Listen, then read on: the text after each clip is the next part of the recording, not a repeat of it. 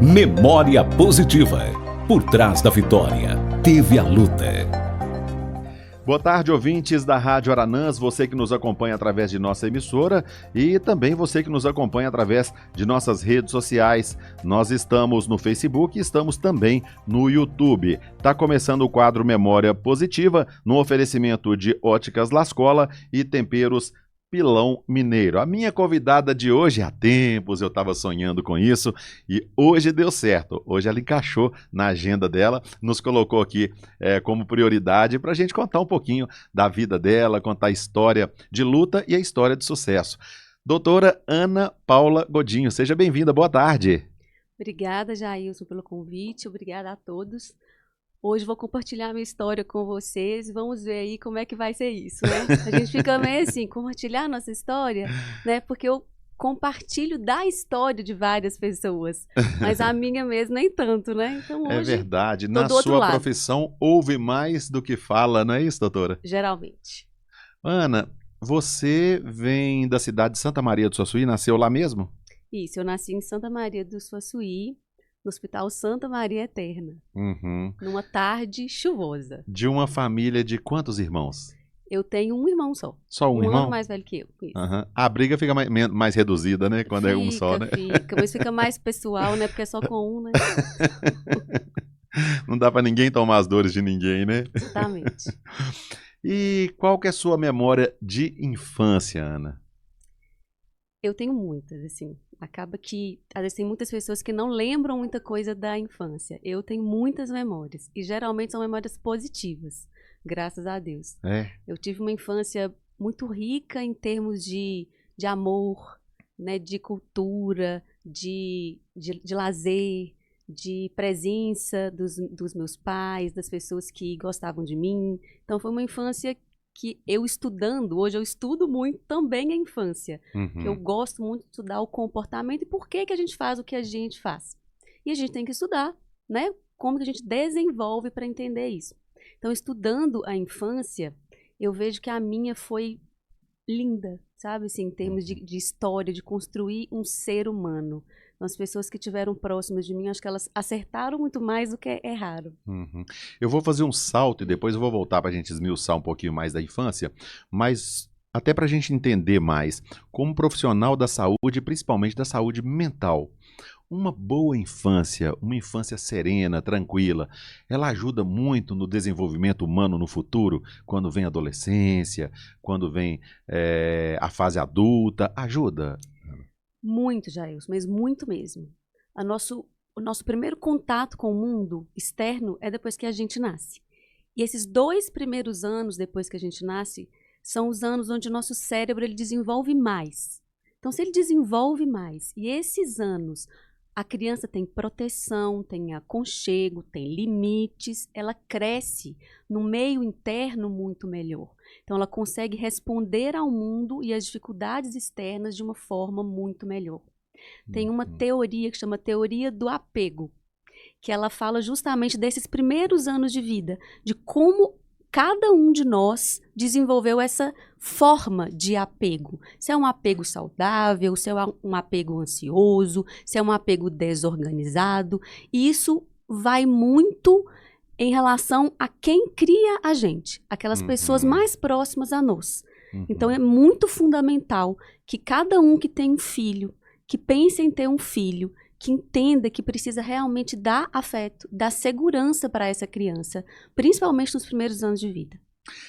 Aí a gente puxa para aquele lado, que a gente sabe que muitas vezes, quando a criança está passando aquela fase da infância ali, na maioria das vezes, os pais passam por um aperto maior, né, uma dificuldade maior. E vem aquela comparação com o tempo de quando ele se torna avô ou avó. Aí a situação já está mais definida e eles falam que o avô ou a avó é o pai 2 vezes, né? E acaba, tem gente que fala assim, vó e vô põe o menino perdido, porque é aquela fase mais permissiva, é a fase do pode tudo. É uma pitada mais de carinho com o amor de avô, de avó? Com certeza. E isso é muito importante, essa família, esses laços, né? Esse rastro que a gente deixa e que a gente recebe.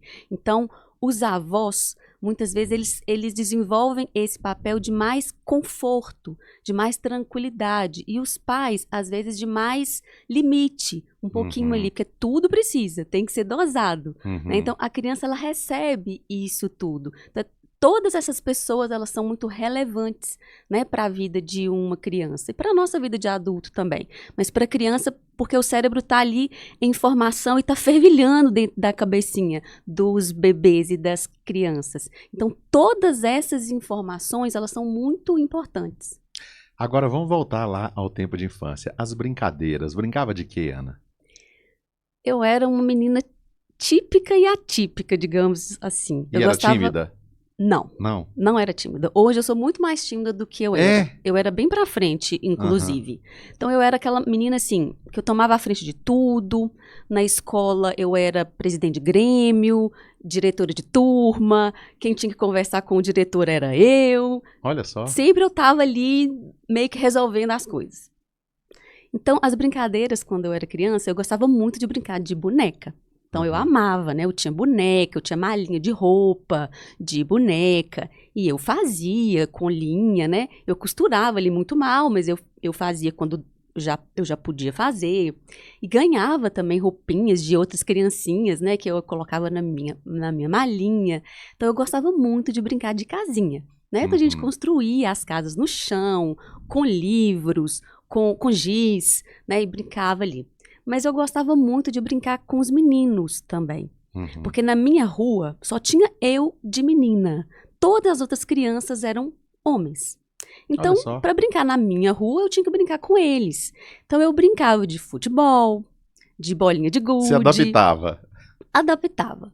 Né? Assim, eu brincava mesmo. E eu era uma menina que eu usava roupas muito confortáveis. Eu não era uma menina arrumadinha, assim. Aquela que colocava... Não tinha não me toque? Não tinha. Eu gostava de bermuda, de camiseta, porque eu acho que eu brincava com eles, então eu precisava também estar um pouco assim. Se eu tivesse de vestido, alguma coisa assim, não daria tanto. É claro que hoje eu entendo isso, mas na época eu não sabia, né? Por quê? E aí depois que eu fiquei adolescente, que eu apaixonei, aí é que eu comecei a me cuidar mais como menina mesmo, né? Gostar desses penduricalhozinhos que a gente gosta. E como é que foi essa paixão, a primeira paixão? Nossa senhora, foi tenso, viu? Porque ela não foi correspondida. Não? Então, não foi. Eu tinha... E é uma coisa que o coração dói tanto, né, Ana? Nossa, eu tinha 13 anos. Até 13 anos eu brincava de boneca. Hoje as crianças não brincam, hoje as meninas não brincam de boneca mais. Os meninos não querem carrinhos, a tecnologia chegou, tudo mudou. É diferente, né? Hoje quando a gente vê uma criança com uma boneca ou brincando de casinha, é novidade, né? Sim, mas na minha época não, era bem comum, né? Eu tenho 45 anos hoje, então assim... Já tem umas décadas, né? Então era bem diferente, assim, a nossa cultura, né? A questão da internet entrou aí há alguns anos e mudou muito mesmo, né? Mas até então, não. E era muito bom, né? Então, assim, brincávamos na rua com as outras pessoas e em casa também com o irmão, né? Ou sozinho, aquela coisa lúdica ali, mas sempre com objetos diferentes e não uma tela. Então, acho que isso é uma coisa que, infelizmente, a gente perdeu hoje em dia, né? Mas voltando lá na minha paixão, né? Foi com 13 anos, foi a primeira vez que eu fiquei apaixonada, assim. E era um colega, assim, nosso, né? Um amiguinho lá, assim, da turma. Mas ele gostava de uma outra menininha, sabe? Que era amiga também da turma. Então foi... Você com ódio da menina. E eu não tinha ódio dela, porque ela era minha amiga, entendeu? Ela era minha amiga. Então, assim, pra mim era difícil, porque eu gostava dele, mas ele gostava dela, e ela era minha amiga, eu queria que ela também fosse feliz, e aquela coisa assim. Então, foi difícil, mas foi importante também, né? Viver aquilo ali, entender que nem sempre vai dar certo, e de primeira já não deu, apesar de eu nunca ter tido nada com ele. Ele nem sabe disso, eu nem vou falar o nome dele aqui, né? Mas assim... Abafa o caso. Abafa o caso. Mas foi um período em que eu me transformei muito, né? Então eu saí de uma menina, de uma garota, para uma adolescente mesmo. Uhum. Aí eu comecei a me preocupar com a minha roupa. Eu lembro que eu só tinha roupas assim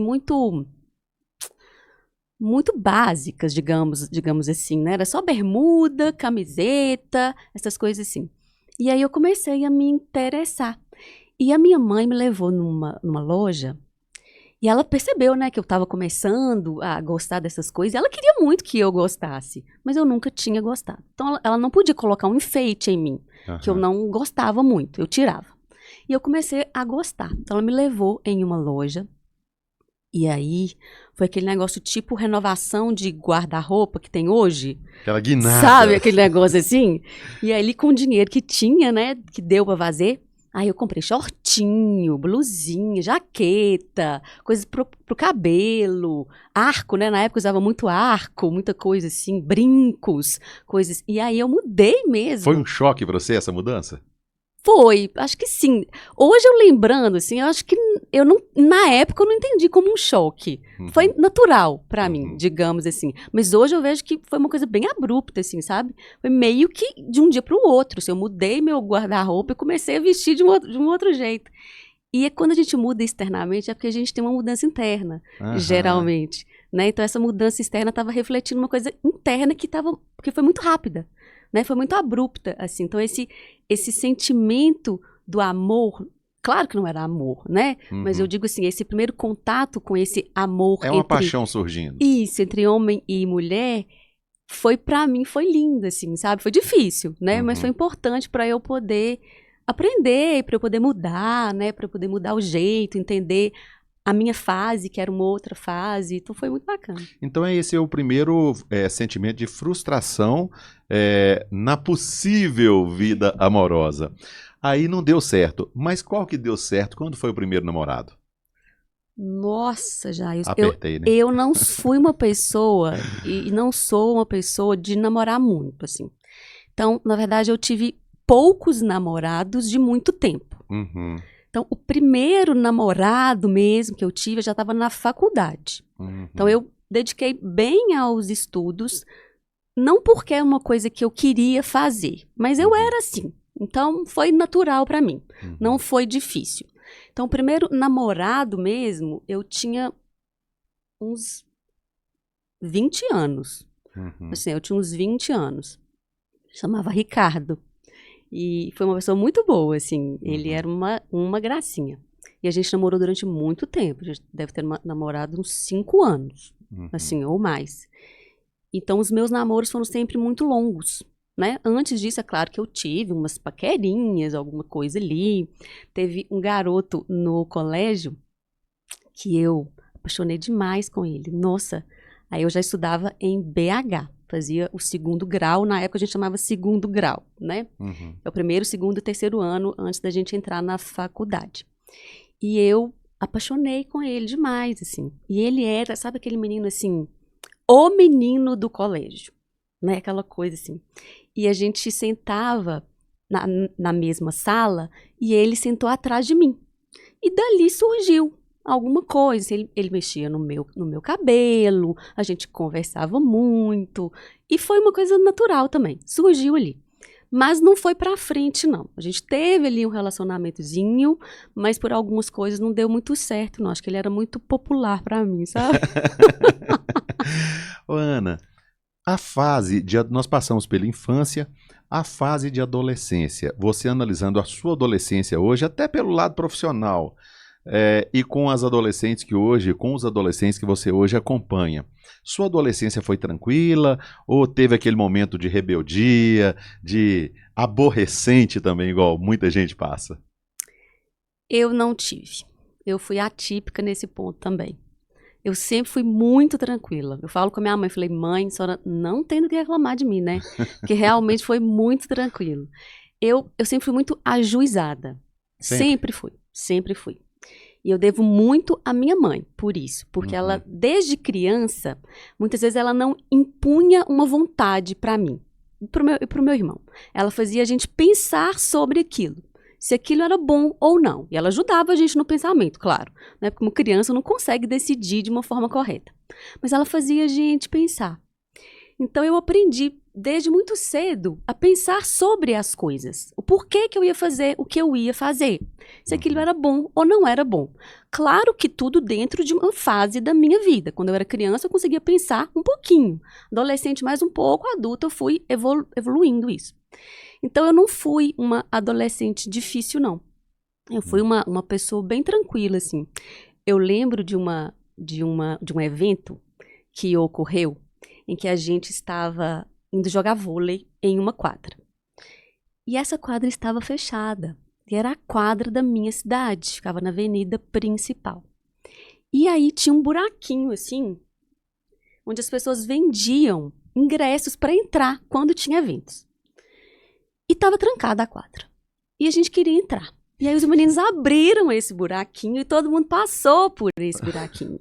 E eu falava, não vou passar. Eu não vou passar. Como assim? Eu tô fazendo uma coisa errada. Tô entrando num lugar onde eu não posso entrar. Acabou que eu passei, né? Influenciado pelos colegas, você vai e faz algumas coisas. Mas pra mim, aquilo foi o ápice da rebeldia que eu podia fazer. Entendeu? Uma coisa simples, assim. Não tava colocando ninguém em risco. Era uma quadra que não era privada, mas não era pra gente entrar naquela hora. Eu lembro que eu cheguei em casa no dia. Claro que a minha mãe não vai lembrar disso, porque pra ela não deve ter tido importância nenhuma, né? Mas pra mim teve. E eu fui contar pra ela que eu tinha feito uma coisa errada, né? Que eu tinha entrado na quadra desta forma. E eu tremia. Eu falava, meu Deus, tem que contar pra minha mãe que eu fiz isso, que eu fiz uma coisa errada e tal ali. Eu consegui contar. Eu contei, ela ouviu, né? E ela, claro que deu o feedback dela ali pra mim. Ela não vai lembrar, mas eu lembro porque pra mim marcou. Né? Porque foi um momento que eu realmente fiz alguma coisa que eu falei, nossa, tá errado. Então, um desvio da conduta. E eu sempre fui muito certinha. Assim, então, pra mim, foi muito, sabe? Isso. Você fala da referência materna. E como é que foi a referência paterna? Qual que foi a influência de pai e de mãe na sua personalidade, no seu caráter, no seu crescimento? O meu pai, ele sempre foi muito preocupado com a gente, em prover tudo pra gente. Ele sempre fez isso muito, muito bem. Ele sempre foi muito presente. Então, ele trabalhava no escritório que ficava embaixo da minha casa. Então, o escritório dele era embaixo, a nossa casa em cima. A atividade deles. Meu pai foi advogado e a minha mãe educadora a vida inteira. E então, meu pai trabalhava em casa, quase, né? Porque era embaixo. Então, ele descia e trabalhava, então ele sempre estava ali. Então, a gente tinha ligação. Então, tinha uma escada. Então, sempre eu e o meu irmão ficávamos ali. Né? Então, a gente descia um pouco. Então, no horário de trabalho dele, a gente via ele e voltava. Quando era uma coisa mais séria, ele fechava a porta que dava ali. A gente não tinha acesso. Mas sempre foi uma pessoa muito presente, né? Na nossa vida. Então, a gente sempre almoçou juntos. Então, a gente comia à noite juntos. Então, aquela família que estava junto. Ali, tinha os seus problemas, né? Vários, como qualquer família. Mas essa questão de união era perceptível, assim, né? Muitas vezes não uma união adequada, não, né? Mas pelo menos estávamos juntos. Né, assim. Então, meu pai, ele teve muito esse papel, ele foi muito presente, ele não foi um pai ausente, né, ele foi muito preocupado sempre com a gente, ele era muito afetuoso, mas diferente da minha mãe, né, minha mãe já... E o seu gênio e a sua personalidade se assemelha mais a quem? A minha mãe, mais a minha mãe, e meu irmão acho que mais um pouco ao meu pai, assim... Né? Mas a gente tem uma mistura um pouco dos dois, assim, né? Mas eu acho que eu puxei mais o jeito dela. Eu vou para um rápido intervalo comercial em nome de Óticas Lascola e Temperos Pilão Mineiro e volto já.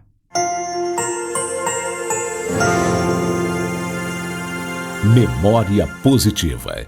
Óticas Lascola, a primeira ótica de Capelinha e região com laboratório próprio de montagem. Possui estoque de lentes monofocal incolor, antirreflexo e filtro azul. Entrega seus óculos monofocal na hora. Crediário próprio e facilitado, com parcelamento da sua compra em até 6 vezes no crediário ou até 10 vezes no cartão sem juros. Nas Óticas Lascola, você encontra as melhores marcas de lentes do mercado como Varilux, Kodak, Transitions, Optiview, Crisal, Roya e Zeiss. Marcas exclusivas de armações que você encontra somente nas Óticas Lascola. Óticas Lascola, em Capelinha, Leme do Prado e também em Berilo.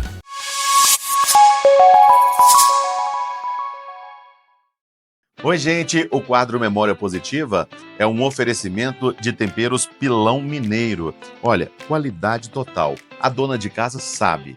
Quem cozinha com os temperos Pilão Mineiro não consegue usar outro. Realmente qualidade. Tem aqui, ó, o sal pro seu churrasco, tem vários outros temperos, tem os molhos que também é um sucesso. Enfim, quando você vê um produto que tem a marca Pilão Mineiro, pode confiar.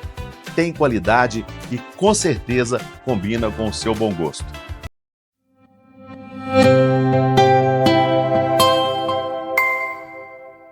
Memória Positiva. Estamos de volta aqui no quadro Memória Positiva, falando com a doutora Ana Paula Godinho. Ana, a gente falava justamente de quem puxou o gênio, quem puxou a personalidade. Eu tive o prazer de conhecer seu irmão recentemente. E eu notei um detalhe nele, eu não sei se você tem o mesmo que ele. Ele é bem detalhista com as coisas, perfeccionista, melhor dizendo. Você também tem isso? Não tenho. Eu sou uma pessoa mais tranquila, assim, nesse ponto. Geralmente as pessoas acham que eu sou, né? Que eu sou uma pessoa, assim, muito organizada, até demais. E eu não sou tanto assim, não. Eu sou, mas não é demais. Ele é mais do que eu. Isso a minha mãe me puxa a orelha até hoje, sabe? Assim, que ela acha que eu deveria ser mais. Mas ele tem mais essa questão. E aí é mais do lado da minha mãe mesmo. Assim, que ele puxou mais que eu. Ela é bem organizada. Assim? Muito. Tudo dela, ela sabe onde tá, tudo é etiquetado, marcado. Minha mãe era assim, Ana. Não, minha mãe, quando ela faleceu há 5, 6 anos atrás, nós chegamos lá, eu e a Júnia, fomos organizar, mexer com algumas coisas dela, precisava de alguns documentos. Você acredita que tinha contas de água, contas de luz pagas de 20 e tantos anos, tudo embaladinho, mesa a mesa, assim, ó, os carnês, tudo que ela pagou. Você procurasse que ela fez, que ela comprou, que fez, estava tudo em sequência. Eu nunca vi amarradinho, um cordãozinho. Certinho, tudo né? certinho. A minha mãe é parecida com a sua, nesse sentido. É interessante isso, né? Eu não puxei isso, não. Também não. Ana, aí chegou aquela fase, a fase de escola. Você foi boa aluna no tempo de escola todo? Sempre fui boa aluna. Sempre fui muito boa aluna. Eu sempre gostei de estudar. Eu acho que o estudo, para mim, sempre foi um prazer. Não era uma obrigação. Eu sempre gostei muito de aprender, de entender. Então, quando eu estava ali, eu estava entendendo. Eu lembro que história, eu gostava muito de história. Adoro. Pois é, porque história conta pra gente como é que foi, como é que chegou aqui, o que que aconteceu. E eu ficava revivendo aquelas pessoas, como é que eram os costumes, a época. Sou apaixonado com isso. Também. Então, pra mim, eu sempre gostei muito. Então, eu sempre fui boa aluna, assim, no sentido de notas mesmo, de estar prestando atenção, de não ser aquela pessoa, assim, rebelde, que dava problema, não tinha muito essa questão de ser chamada atenção. E teve um fato interessante, quando eu fui estudar em BH, eu tinha 15 anos. E o meu pai me emancipou com 15 anos. Por quê? Porque ele precisava que alguém fizesse algumas coisas para ele do meio jurídico. Então, para isso, eu precisava ser emancipada. Entre eu e meu irmão, eu acho que eu era mais ajuizada, apesar do meu irmão ser um ano mais velho que eu, ele escolheu a mim. Então, eles não eram chamados nunca na escola, porque eu era emancipada. Dona então, de si. Tipo isso, eu podia chegar a hora que eu queria, sair a hora que eu quisesse, que eles não eram chamados. Você não passou a fase ruim de... A coisa pior que tinha que você só entra aqui na escola amanhã com seu pai ou com sua mãe. Oh, Deus, chegar em casa e falar, mãe, você tem que ir lá amanhã na escola. Você não passei. Eu não passei, isso. Então, assim, eu era sempre ajuizada e eu gostava. Então, eu também não dava muito problema. Então, era fácil, né? Então, minha época de escola foi uma época boa, porque eu aprendia, eu gostava, a gente aprendia juntos, eu e os meus colegas, a gente fazia grupo de estudos, eu ajudava e era ajudada também por eles. Então, assim, foi muito bom, sabe? Assim, lá em Santa Maria, né, do Suaçuí, e em Belo Horizonte, quando eu estudei também. Qual matéria você teve mais dificuldade? Geografia. Geografia? Acho que eu nunca gostei muito. Geografia realmente é uma matéria que... Geralmente as pessoas falam matemática, né? Na maioria. Não, eu gosto de matemática. Eu gosto, assim, eu gosto mesmo. Eu gostava bastante, sabe? Acho que é porque justamente me colocava para pensar ali, sabe? Agora, você falando sobre história é uma matéria tão interessante que eu não sei se acontece com você, mas quem gosta de história, ele fantasia com as coisas e ele volta no tempo com determinadas situações. Ele pega, por exemplo, um rádio, vê um rádio antigo. Aí ele olha aquele rádio antigo, ele se remete lá naquele tempo, assim, olha, imagina esse rádio numa fazenda bem antiga, em que o gado, a pessoa levantava de manhã, ligava o radinho, ia fazer o café, saía para tirar um leite e tal. E cria uma fantasia em cima daquilo que ele viu ali, né? Chega num museu, vê uma roupa ali, uma farda antiga e fala, olha, como é que era aquele tempo, esse pessoal, né? Então, você acaba inteirando a história do seu jeito, né? Daquilo que te dá vontade de que seja assim. É muito interessante, né? Eu gosto muito. Eu sou uma pessoa muito fantasiosa. Eu sempre fui e continuo tendo essa característica. Então, por exemplo, todo dia que eu for tomar banho, eu fico fantasiando, assim. Meu pensamento vai longe, eu em tal lugar, eu nessa situação, isso aqui. Geralmente são coisas muito improváveis de acontecer, né? Mas eu sou uma pessoa muito fantasiosa. Mas se o pensamento leva, ele vai causar um prazer no pensamento, exatamente. Né? Então, assim, eu gosto disso. E história, né? A matéria história, eu acho que é a mais próxima disso. Né? É verdade, então, é isso aí que você falou. A gente leva o nosso pensamento para aquela época, né? Então a gente constrói um sentimento através daquilo ali. Eu adoro novela de época por causa disso. Eu não gosto muito de novela, mas quando é de época, ou às vezes uma série, alguma coisa que é de época, eu acho que remete a tanta coisa interessante, né? Sim, e um pensamento que eu tenho, que eu acho assim, que a gente que viveu agora essa questão da Covid, né? Então nós todos aqui que estamos ouvindo, vivemos isso, né? Foi muito difícil. Sofremos, né? Né? Nossa, foi uma época, assim, tenebrosa, né? De muita angústia, de muita ansiedade. Eu imagino principalmente você lidando com a saúde mental, em que todo mundo ficou abalado, que do dia para a noite você tem convive com todo mundo, daqui a pouco ninguém pode conviver com ninguém, igrejas fechadas, que é onde às vezes você afogava suas mágoas buscando a fé, aí tudo. A saúde mental foi lá embaixo, né, Ana? Nossa, foi horrível. E não melhorou, e não voltou ao normal, e assim, né? E a gente tava no meio disso também, porque a nossa também tava difícil, né? Porque tava todo mundo vivendo pela primeira vez, nesta era, o que tava acontecendo, né? Assim, então, realmente, foi um momento muito difícil. E aí, como eu gosto de pensar muito, eu fico pensando, depois da Covid, eu penso assim... Aquelas histórias que eu ouvia, Tiradentes, Independência, tudo, né, que a gente ouve e a gente lê, a gente entende aquilo de uma forma tão branda, né, assim, a gente não tem essa consciência do tanto que foi difícil, a gente está lendo uma coisa ali. Mas quando veio a Covid, eu comecei a pensar que fazer parte da história é tão difícil, né, assim, às vezes a gente ouve a história de outra pessoa, a gente não viveu. Né, assim, e quando veio a Covid, dá pra gente ter essa dimensão do quanto é difícil viver a história. Porque foi o que nós fizemos, né? Nós vamos estar nos livros, né? Depois de um tempo, quer dizer, acho que não vai ter livro. Não sei como é que vai ocular, ser. Né? Mas nós seremos a história, né? Então, assim, o que aconteceu, como é que foi, como será que essas pessoas vão ler sobre a gente, né? Como será que vai ser? Elas nunca vão chegar no sentimento real que aconteceu, né? E como a gente não consegue chegar no sentimento real do que a gente lê de história passada. Então, eu acho que é muito gostoso isso, a gente fazer essa reflexão, sabe? Pensar que quando a gente escuta uma história de alguém, a gente tá vendo um recorte, vendo uma parte. A gente não tá lá dentro, assim, não vivendo. Envolve sentimento, né? Né, assim. Então, eu gostei, assim, de conseguir pensar sobre isso e me abriu um mundo diferente de entender a história dos outros, as que eu escuto, dos meus pacientes sempre, e as que eu leio, né, em livros, vejo em filmes.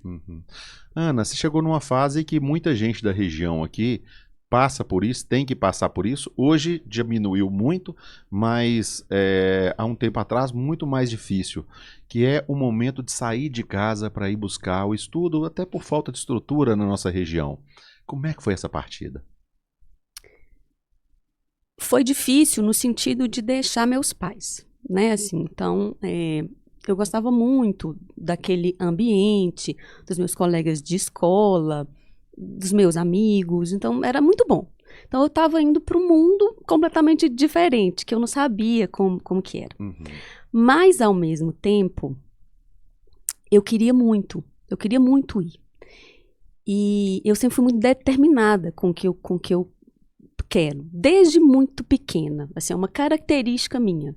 Eu aprendi um pouco, mas acho que eu também já nasci um pouco com isso.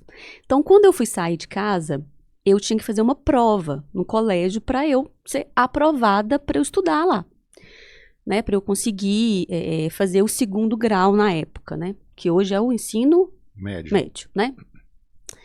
E eu estudei para poder passar nesta prova. Apesar do meu colégio ser um colégio bom, lá na minha cidade, em Santa Maria, ele era um colégio público, onde todos nós estudávamos juntos, era um colégio muito bom. Eu ia para uma escola particular. E eu estudei, eu e mais 2 colegas. Nós estudamos juntos ali. E meus pais não sabiam que eu estava estudando para aquilo. Porque na época a situação financeira nossa estava difícil, assim, então era uma coisa que talvez não fosse acontecer. Então eu estudei silenciosa ali. Eu não falava que eu estava fazendo isso, mas eu ia para casa deles, a gente sentava, estudava matemática. A mãe de um deles era professora de matemática, então ensinava muito pra gente. E aí, quando eu fui fazer a prova, eu falei que eu ia fazer outra coisa, que eu ia para um show. Eu tinha que ir para Belo Horizonte, que tinha um show maravilhoso, que eu tinha que ir, e que a moça que trabalhava na casa da minha tia que ia me levar no show. Combinei isso tudo. E fui. E fui fazer a prova. E fiz a prova no colégio e fui aprovada. Então, quando chegou esse resultado, meus pais não sabiam. Eles não sabiam nem que eu tinha feito a prova. E aí eu fui falar para eles, né, que eu tinha passado. Falou, agora eu passei, não tem jeito não, agora eu tenho que ir. Eu tenho que ir, porque eu passei. E foi uma situação meio difícil, porque eu acho que eles estavam meio que tentando jogar pro próximo ano, né? Porque a situação financeira realmente não tava boa. Mas eu acho que eles viram o esforço que eu fiz, né, assim, tudo que eu fiz ali, e deram um jeito. Então foi uma época financeiramente difícil, né? Eu estudei uma escola particular, mas eu tinha algumas privações ali, que não foram problema nenhum, né, em termos maiores, mas eu não podia fazer tudo que eu queria, não. Mas como eu queria muito estudar, para mim não foi difícil fazer, né? É aquela questão do propósito da gente. Então, se você tem um porquê, o como fica mais fácil de fazer, né? Então, eu fui, encarei e fiz. Meu irmão foi também. E deu certo. E a chegada lá? Você foi para a moradia, como é que foi? Essa moradia, na época, tinha um juiz em Santa Maria. E esse juiz, ele tinha um filho que morava em Belo Horizonte. E esse filho dele estava morando meio que sozinho lá, assim. E eu e meu irmão estávamos indo para poder estudar. Foram vocês 2 juntos? Nós 2 juntos. Matou seu pai, ué? Matou. Foi fácil não, Jair. Foi fácil não.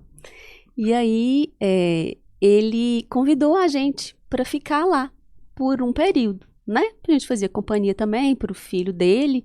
E tínhamos também um lugar, uma coisa mais fácil. Era perto do colégio, inclusive. Então, foi assim, sabe? E aí nós ficamos lá por um período, né? Um período combinado. Depois meus pais encontraram um local pra gente ficar. E aí a gente mudou, né? Fomos dividir apartamento com outras pessoas de Santa Maria mesmo, para poder ajudar ali a pagar. Mas foi assim, né? Então, assim, a gente mudou. Eu e meu irmão ficávamos em um quarto pequenininho, assim, a gente tinha duas camas, a gente ficava ali, convivendo muito junto. A gente morava na mesma casa antes, mas não era no mesmo quarto, né? E ali a gente estava ficando no mesmo quarto. Então surgiram alguns problemas, é claro, né? Ali, dessa convivência tão próxima, assim. Mas foi o jeito, assim, que deu para ser, né? Mas foi muito bom. Né? E iniciou em qual colégio lá? No Colégio Santo Agostinho, o central. É conceituado, né? Muito conceituado. É, um colégio muito bom. E qual foi a principal dificuldade que você encontrou em Belo Horizonte nesse tempo da chegada? Eu acho que eu nem lembro, pra falar a verdade, assim, eu acho que Então não eu teve, foquei tanto, assim, nas coisas boas, assim, Foi sabe? superando, né? Foi tirando de letra. É, que eu não sei o que foi muito difícil, assim. Eu acho que foi no sentido talvez eu achar que eu não ia me sair bem, Uhum. né? Eu tava vindo de uma escola pública, com um ensino que, teoricamente, é um ensino que não é tão forte quanto numa escola particular, mas eu me saí bem. Então, assim, acaba que acho que eu tinha esse medo, mas que não se concretizou. Não. E eu lembro uma coisa que eu gostava muito, mas eu gostava muito, é de não ser ninguém. Sabe, assim, eu não era ninguém. Eu estava em Belo Horizonte, eu era simplesmente mais uma pessoa andando na rua. Eu cheguei num colégio onde muitas pessoas estavam ali desde novinhos. Então, eles tinham as turmas, né? Já tinham feito ali os seus amigos. E eu era ninguém. Eu era uma garota vindo do interior, que estudou em escola pública a vida inteira. Não tinha nada de especial, fisicamente, nem nada de outro jeito. Então, assim, eu era uma pessoa normal. Uhum. E eu gostava demais disso. Sabe? Eu gostava muito disso. Porque na minha cidade pequena, e Santa Maria de Suaçuí, na época que eu morei, era uma cidade muito pequena, a gente sempre é filho de alguém, é neto de alguém, é parente de alguém. A gente nunca é a gente sempre é algo de alguém, né, assim. Então a gente fala assim, a esposa, quem é a fulana? A esposa do fulano. Uhum. É a filha de não sei quem. Uhum. Assim, e isso me incomodava um pouco, assim, sabe, assim. Não é porque eu achava ruim, não, de ser comparada com as pessoas que estavam à minha volta. Não, mas é porque eu queria ser eu. Uhum. Eu sempre quis muito ser eu, assim. Eu tive muita essa sede, essa vontade de ser eu. Uhum. Então, quando eu cheguei em BH, eu era eu. E quem que eu era? Ninguém. Eu não era ninguém. Eu era uma pessoa normal que tava ali. Uhum. Então, eu ia ser o que eu fizesse a partir Uma dali. vida com descrição. Isso. E eu lembro que eu andava na Avenida Amazonas. Minha casa, eu morava num apartamento. Eu tinha que andar na Avenida Amazonas para chegar no colégio. Uns 3 quarteirões. E eu andava no canteiro central. Eu passava para o canteiro central, onde os carros estavam passando de um lado do outro. E eu ia tão feliz ali, porque eu olhava para aquele tanto de carro, aquele tanto de coisa, e eu ali minúscula no meio daquilo, eu me sentia imensa. Porque eu estava livre. Eu sentia assim, eu tô livre aqui. E às vezes eu até gritava um pouquinho, sabe assim? Tipo assim, uma coisa assim, bem estranha. Mas a gente é um pouquinho estranho, né? Todo mundo, em algumas coisas. E às vezes eu soltava um grito, assim, tipo de liberdade mesmo, assim, sabe? Aquela coisa assim, tipo, ninguém vai falar nada comigo. Uhum. Porque se eu fizesse isso lá em Santa Maria... Nossa, a filha de fulano de tal passou ali igual uma doida Que gritando é lá isso? fora.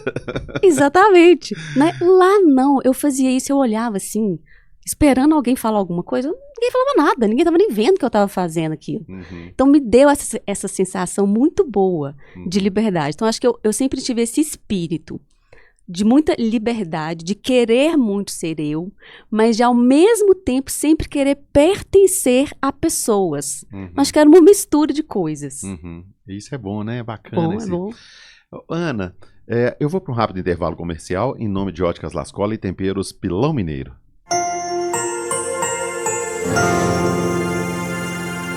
Memória positiva. Óticas Lascola, a primeira ótica de Capelinha e região com laboratório próprio de montagem. Possui estoque de lentes monofocal incolor, antirreflexo e filtro azul. Entrega seus óculos monofocal na hora. Crediário próprio e facilitado, com parcelamento da sua compra em até 6 vezes no crediário ou até 10 vezes no cartão sem juros. Nas Óticas Lascola, você encontra as melhores marcas de lentes do mercado como Varilux, Kodak, Transitions, Optiview, Crisal, Roya e Zeiss. Marcas exclusivas de armações que você encontra somente nas Óticas Lascola. Óticas Lascola em Capelinha, Leme do Prado e também em Berilo.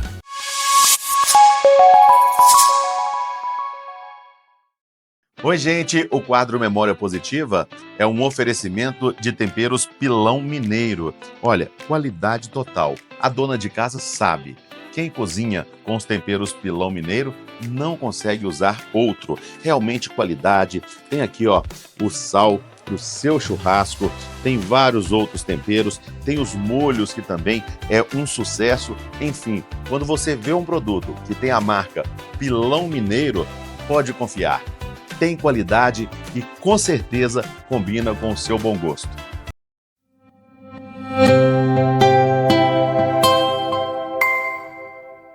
Memória Positiva. Bom, estamos de volta com o quadro Memória Positiva, nossa prosa de hoje com a doutora Ana Paula Godinho. O período de vestibular foi apertado? Teve que arrochar muito para passar e ser aprovado em medicina? Eu estudei muito, muito, muito mesmo, né? Então as pessoas falam assim, eu tive sorte, isso não é verdade. Né? Assim, para você ser aprovado em um vestibular, na época era vestibular, né? Não tinha Enem. Concorrido, não tem como ser sorte apenas. Claro que às vezes tem um pouco de sorte ali, mas não é só isso. Então, assim, eu estudei muito, né? Então, eu sempre estudei muito, então não foi uma questão que eu mudei tanto. Mas nesta época, no terceiro ano, realmente eu aumentei mais. Então, eu tinha uma programação que eu fazia, eu chegava do colégio, eu sentava, eu estudava tantas horas, né? Depois eu ia fazer algumas coisas, voltava, estudava de novo. E como eu tinha essa questão de ser emancipada, eu fazia umas coisas que talvez não fossem tão legais, mas eu fazia que no sentido de algumas aulas que eu achava que eu podia não assistir, que era mais vantajoso para mim ficar em casa estudando, eu fazia isso. Então eu falava, acho que essa aula não vai me render tanto quanto eu ficar em casa estudando. Aí eu ficava em casa, estudando, e ia pro colégio depois. Assim, como eu podia entrar, o horário que eu quisesse, eu entrava e continuava assistindo as aulas. Então, eu estudei bastante, assim, né? Não deixei de estudar. Foi uma época que eu saí muito menos, né? Porque eu precisava de ter tempo para aquilo, então eu precisava estudar bastante. Então, foi assim. Então, eu me dediquei bem. Ô, Ana, você falou que quando você foi para Belo Horizonte, a situação financeira não favorecia muito. Isso criou na sua mente uma certa obrigatoriedade de ir para a faculdade pública? Criou. Então, isso foi uma coisa difícil para mim, sabe? Tanto que quando eu fui fazer o vestibular, no dia, meus pais estavam em BH. Eles foram para ficar comigo. E eu chorei muito, eu lembro que eu chorei muito nesse dia, e falando que eu não ia. Eu não vou fazer, eu não vou lá, eu não vou passar, eu não vou dar conta, aquela coisa assim, né? Aquela crise que a gente tem. E eles me acalmaram, falaram que se não passasse tudo bem, mas dentro de mim eu sentia essa obrigação, porque eu olhava para eles e eu não conseguia entender como é que eles iam pagar uma faculdade de medicina particular para mim. Né, assim, porque estava difícil manter a gente lá. E ainda mais pagando uma faculdade particular, como que seria isso durante 6 anos? Né, assim, é uma faculdade muito extensa. Então, eu sentia essa obrigação, apesar de que eles não me colocaram essa obrigação, mas ela era minha. Você se cobrava. Sim. Né, tanto que eu tinha um vestibular para fazer em uma outra cidade, que era particular, eu não fui fazer. O único particular que eu fiz foi nas ciências médicas, que eu fiz. Mas acho que é porque era em BH mesmo, porque eu pensava assim, o que adianta fazer? Eu posso fazer, às vezes eu vou começar a fazer 2, 3 anos, e talvez eles não vão conseguir arcar, e aí como é que vai ser? E não tem como a gente obrigar os nossos pais a fazerem uma coisa dessa. Né? Assim, é muito difícil. Eu escuto muitos adolescentes falando hoje como se fosse uma obrigação dos pais, sabe? Como se eles tivessem que arranjar dinheiro de algum lugar para fazer o que eles precisam que eles façam. E não é assim, né? A vida das pessoas é muito difícil às vezes. Então, assim, faz o que é possível. Né? É claro que você deixar de fazer uma coisa pelo seu filho para você fazer uma coisa muito menos importante também não está certo. Isso sim. Né? Mas também sacrificar os pais de uma tal forma, porque os filhos querem determinadas coisas, querem estudar em determinados lugares, ou querem coisas, né? Querem carros, querem roupas, querem viagens, querem isso. Eu nunca pensei assim, né? Em relação aos meus pais quando eu estudava. Então eu tinha essa cobrança e foi bem difícil para mim. E como que foi o momento que você chegou lá conferindo na lista? Meu nome tá aqui, estou aprovado em medicina.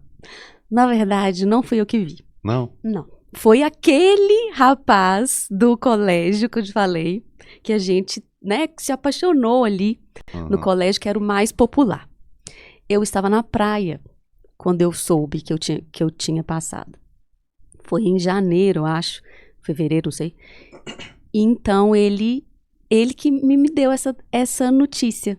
Ele, né, ligou pra mim e falou que eu tinha passado. Então eu soube assim. E eu fiquei assim, em êxtase, assim, né? Assim, nossa, eu fui aprovada na UFMG, primeiro vestibular que eu fiz para medicina. Eu não fiz cursinho, saí do colégio, já fiz e consegui. Então, para mim, assim, foi uma coisa maravilhosa. E a gente comemorou na praia ali. Eu lembro que eu escrevi na areia, eu tenho foto disso. Sério? Né? Medicina, UFMG. Aí as pessoas passavam e viam, né? Falavam, o que aconteceu? Eu passei. Aquela coisa assim, né? Toda feliz. Foi muito bom, assim. Foi muito marcante. E o tempo de faculdade? Apertado? Foi apertado. O tempo de faculdade foi mais apertado. Financeiramente foi mais apertado ainda. Porque foi a época, os meus pais estavam separando.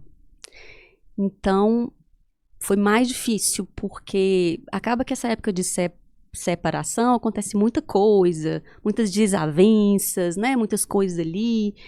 E financeiramente ficou mais complexo ainda. E eu tinha uma bolsa de estudo de um projeto de pesquisa que eu tinha feito.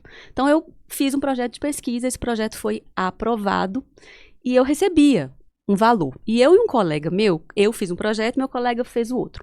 Nós combinamos assim, se um dos nossos projetos for aprovado, a gente divide o dinheiro um com o outro e o trabalho. Porque você tinha que fazer um trabalho, né? Você tinha que estar indo no laboratório, fazer coisas ali para poder cumprir aquele projeto de pesquisa. E o meu projeto é que foi aprovado. Então, eu dividi o dinheiro com ele. Então, era metade para mim, metade para ele. E o trabalho também, né? Então, isso ajudou muito nessa época. Então, financeiramente, foi bem difícil. Acho que uma coisa me ajudou muito no fato... Como eu não tinha muito dinheiro, eu não tinha como sair muito. Por exemplo, eu não tinha como beber. Porque bebida é caro, certo? Então, não tinha como. Né? Então, acho que isso me ajudou também, sabe? Foi difícil, mas foi bom. Porque eu saía, mas eu não bebia. Eu tinha o dinheiro para ir, mas eu não tinha o dinheiro para beber. Então, eu tinha que escolher, certo? E eu não bebia. Então, eu não acostumei. Hoje né? você não bebe? Muito pouco. Eu bebo um vinho, assim, alguma coisa assim, muito pouca, mas eu não tenho esse hábito, sabe? De beber. Porque eu acho que, como eu não podia, se eu fosse beber, meu dinheiro acabava, eu tinha que reservar para coisas específicas, né? Então eu tinha que escolher. E bebida ficou no último plano. Então eu não aprendi. E na hora de escolher a especialização, por que a saúde mental, por que a psiquiatria? Isso para mim é um mistério até hoje. Aí eu acho que é daquelas coisas da vida que tem que ser, sabe? Eu acho assim, eu acredito que tem coisas na vida da gente que tem que ser, assim. Eu acho que essa escolha foi uma delas, assim. Eu nunca tive contato com nenhum paciente psiquiátrico na minha juventude, na minha infância, na minha família. Se falava muito pouco, eu formei há 20 anos, então não é igual hoje, né? Hoje todo mundo tem alguém muito próximo que tem um problema, ou a própria pessoa, né? Ou a gente escuta muito, você abre o Instagram, o Google, o YouTube, você sempre tá ouvindo sobre aquilo.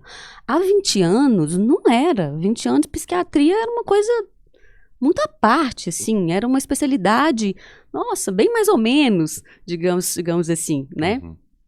E eu não sei por quê. É isso aí. Na faculdade, eu tive pouquíssimo contato, porque não era muito valorizado, porque também não precisava. Né? Então, a gente tinha muito mais pediatria, cardiologia, cirurgia. Psiquiatria era pouquíssimo. Mas acho que era um chamado mesmo, assim, sabe? Aquela coisa assim, tipo, tem que ser. E quando eu decidi, eu lembro que os meus colegas mais próximos falavam assim comigo, não, Ana, eles me chamavam de Ana P. Então, na faculdade, né, eu era chamada de Ana Pi, porque tinha uma outra Ana Paula na minha sala. Então, para diferenciar, me chamavam de Ana P. Não, Ana Pi, psiquiatria não, você vai fazer dermatologia. Eu sempre gostei muito de dermatologia. E no ano que eu formei, eu queria fazer dermatologia.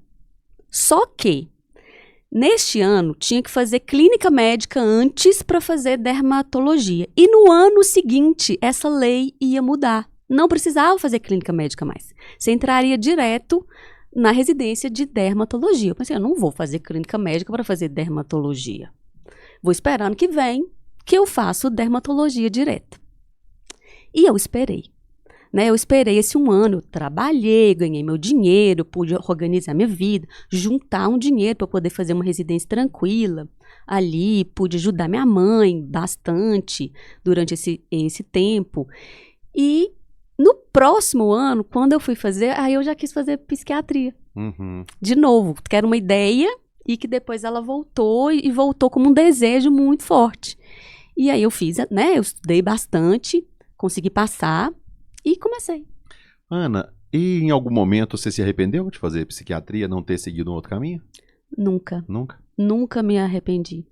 Agora, como que é viver? A gente sabe que os problemas vão aumentando, nós passamos, igual nós falamos pela pandemia aí, em que as pessoas viram os mais diversos tipos de problemas e principalmente o problema maior, que é a dor da perda, né? Que a dor da perda, para muitos, é insuperável. A pessoa passa a vida toda e não consegue superar. E você tem que conviver com tudo isso. De repente, aquela pessoa que passa no seu consultório, que te coloca todos aqueles problemas ali em busca de uma solução, em busca de um direcionamento. Aí, daqui a pouquinho, você pega e chega a notícia para você. Aquela pessoa que eu estou acompanhando, ela faleceu, ela não conseguiu vencer isso. Seja por uma causa natural, seja muitos outros, às vezes pelo suicídio, ou enfim, outras causas que você lida direto no dia a dia. Como que é isso, conviver com isso pelo lado profissional? É difícil, porque perda é perda, né? Assim, então a gente se apega às pessoas também, a gente faz de tudo que a gente pode, e às vezes o que a gente faz não é suficiente, e a gente se pergunta, será que eu poderia ter feito diferente ou não? Então, assim, a gente vai aprendendo, né? Cada vez mais você vai aprendendo o que fazer, o que não fazer, como fazer, mas é sempre muito difícil. Então, tem muitos pacientes que marcam a gente, né? Teve uma paciente mesmo não que eu perdi, né? Que ela se foi e ela tinha um câncer. E era uma mulher incrível, incrível. Eu fico até emocionada. E foi difícil. Mas eu acho que eu ajudei ela a ir de uma forma melhor. Às vezes as pessoas pensam que o médico, ele acaba não sofrendo e não vivendo aquilo ali, que ele caleja em lidar com tantos problemas ao mesmo tempo. Mas tem um paciente, tem outro paciente que acaba tendo um vínculo maior, acaba tendo uma afetividade maior e gera um apego. É inevitável, né, Ana? Porque a gente é gente, né? Então, assim, não tem como você não tá... O médico ali na sua frente, ele não é uma máquina, como hoje tem a inteligência artificial, né? Assim, a gente vê muito essas substituições que vão acontecer cada vez mais. Mas a pessoa é uma outra pessoa, né? Ali na frente. Então, tem o paciente, que é uma pessoa que está na frente da gente, e tem o médico, que é uma pessoa que está na frente do paciente. E a gente é uma pessoa dentro da nossa história na frente de outra. Então, tem algumas histórias que tocam a gente pelas nossas próprias. Né? Assim, então, a gente remete a algumas coisas nossas. E isso é normal, né? Mas a gente tem que aprender a conviver com isso, porque senão a gente não faz o nosso trabalho direito. Né? Mas sempre existe o fator humano, sempre existe o fator pessoa. E esse fator é insubstituível, porque hoje em dia a gente sabe que as melhores decisões, isso cientificamente falando, não porque eu acho que é, digamos assim, as melhores decisões, elas são tomadas também pelo nosso lado emocional, não apenas pelo nosso lado racional. É verdade. Né? Então, se a gente perde isso, como serão essas tomadas de decisão? Né? Se existe apenas algo ali que é inteligente cognitivamente tomando decisão, mas não emocionalmente, quão viáveis serão essas decisões? Né? Como é que é isso? Então, assim... Sem o laço afetivo, as coisas ficam mais difíceis, né? Sim, precisa...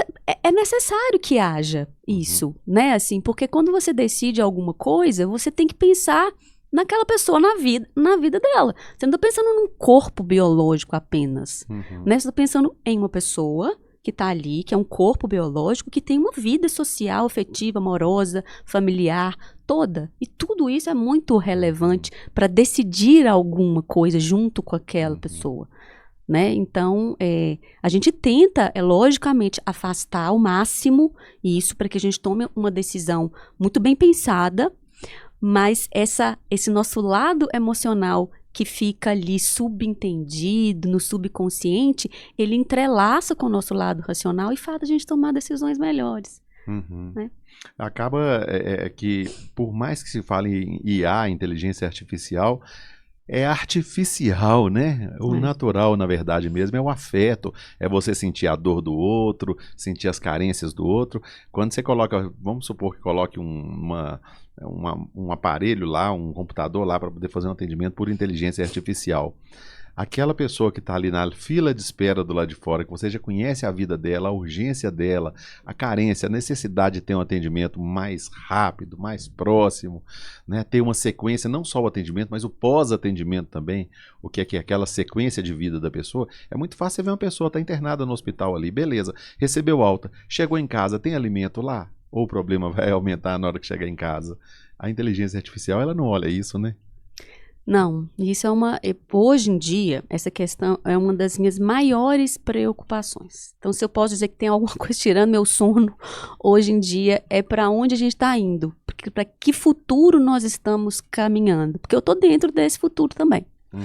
Né, assim, então não tem como simplesmente ignorar e esperar para ver como que vai ser.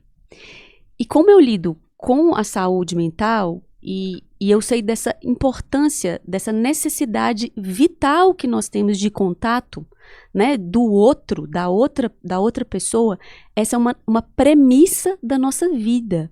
Então, a gente tem duas premissas na vida que são fundamentais. Uma é o movimento.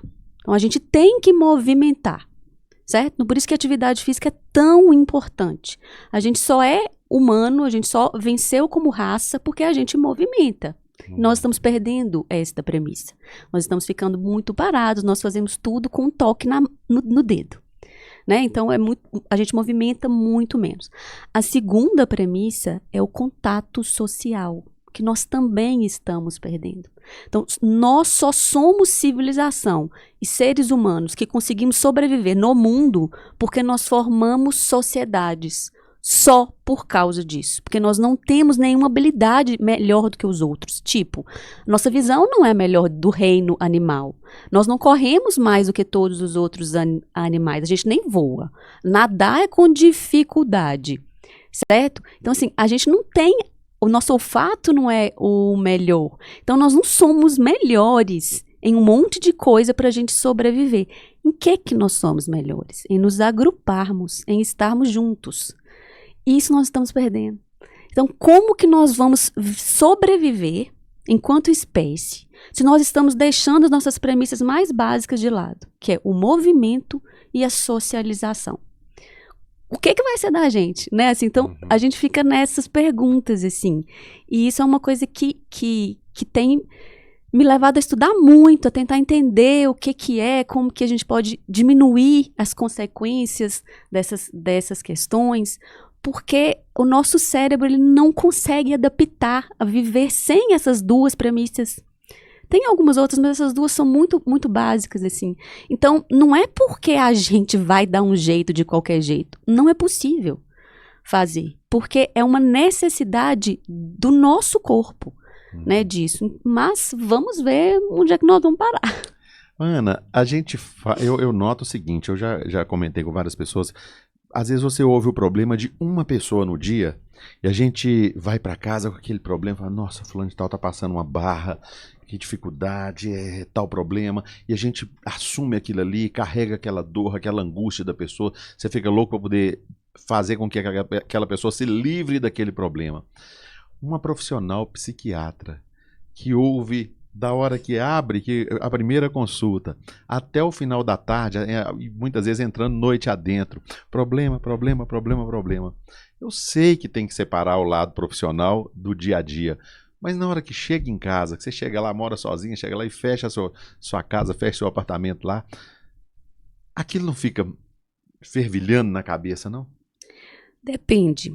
A gente vai aprendendo, né? Então, assim, quando eu comecei a fazer a residência, eu fiz pela rede FEMIG, no hospital que chama Raul Soares, que é o hospital psiquiátrico do estado hoje, o principal. E quando eu entrei lá, eu me deparei com um mundo muito diferente do mundo que eu conhecia. Mesmo porque eu não conhecia quase nada de psiquiatria. E eu entrei no hospital, no principal hospital psiquiátrico do estado, onde as pessoas estavam muito graves. Né? Então, assim, eu me deparei com quadros, eu falei, gente, mas como assim? O que é isso? Né? Eu não entendi aquilo.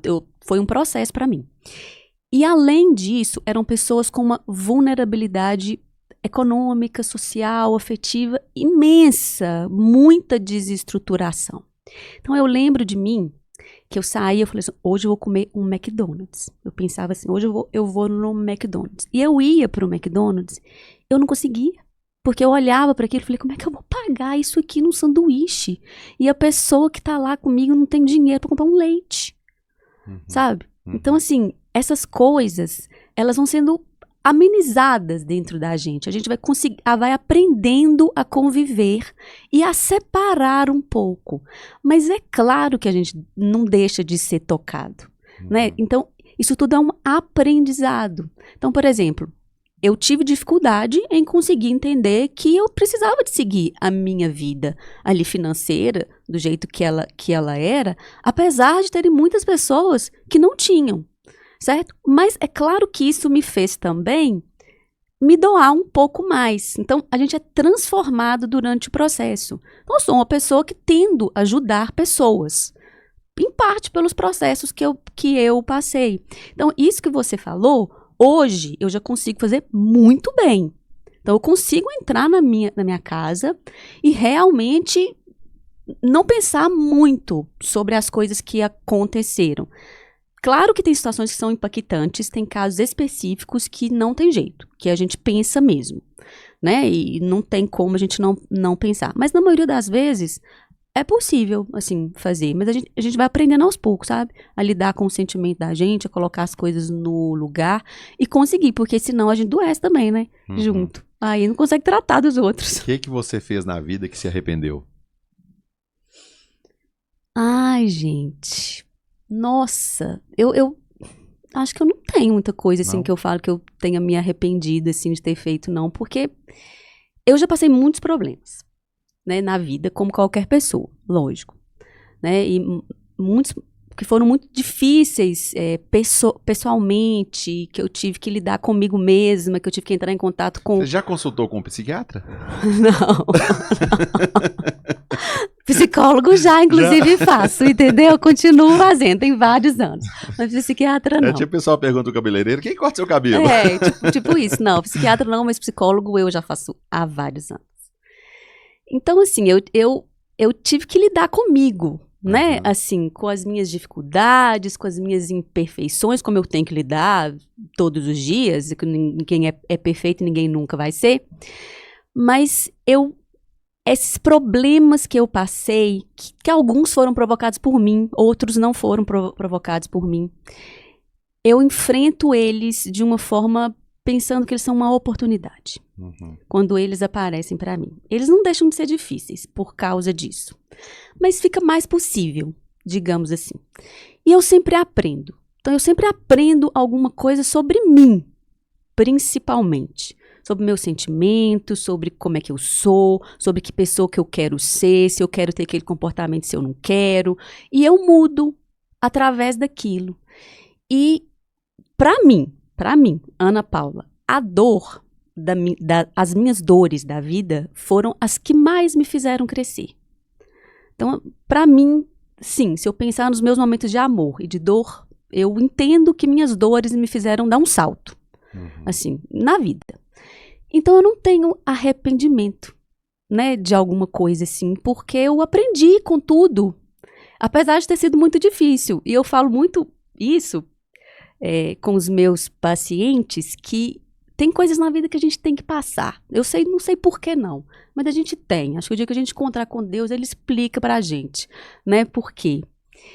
E eu acho que a gente tem que passar, e eu sou uma pessoa muito, muito espiritualizada, né, nesse sentido, e eu acho que a gente, como a gente tem que passar, se a gente puder ter escolha, a gente não passa. Porque quem que vai escolher sofrer? É verdade. Não, ninguém. Então, assim, se eu olhar pra mim hoje e perguntar, Ana Paula, você quer passar por aquele momento de dor imenso que você teve de novo, pra você aprender isso tudo que você aprendeu? Não. Ave Maria, mas de jeito nenhum que eu quero passar, porque foi muito difícil. Eu não quero voltar para aquilo. Apesar de ter aprendido o mundo com essas dificuldades. Então, eu acho que elas vêm porque elas têm que vir. Porque se for uma escolha nossa, a gente vai ficar estacionado. E a gente não aprende. Então, eu não tenho, assim, uma coisa que eu me arrependo. Não, eu lembrei de uma. Eu pulei de bungee jump. Arrependeu? Eu quase morri, Jailson. Então, eu arrependi. Quase morri mesmo. É. Assim, literalmente, assim. Não foi de medo, não. Sabe? Eu nem arrisco essas coisas. Eu fiquei presa pelo pescoço. É isso? É. Então, assim, ao invés de ficar presa pela corda que vem amarrada na gente aqui, ela subiu demais e ela prendeu no capacete. Então, eu fiquei presa pelo pescoço. Nossa. Assim. Gosto nem de pensar. E aí eu me arrependo, mas eu vivi. Ô, Ana, gostaria de continuar essa prosa aqui, ficar mais tempo, que tá tão boa a prosa, mas nós terminamos. Eu quero te agradecer imensamente essa oportunidade de a gente conhecer um pouquinho mais de sua história, se inspirar nela, porque realmente você só foi convidada porque você é uma pessoa que nos transmite uma memória positiva. Eu agradeço muito, né, de estar aqui hoje e espero, né, ter compartilhado um pouquinho da minha história e que, se as pessoas puderem, né, usar isso um pouquinho para elas, para a vida delas, porque cada um de nós tem a nossa história. E cada história vai ser especial, porque ela é nossa. Mas a gente pode aprender com as histórias dos outros também, como eu aprendo, né? Muito com as histórias das pessoas. Poder compartilhar a minha hoje é uma honra. Bacana. Nosso quadro foi um oferecimento de Óticas Lascola e Temperos Pilão Mineiro. Eu volto no próximo sábado. Repórter Jailson Pereira para a Rádio Aranãs. Memória positiva. Por trás da vitória, teve a luta.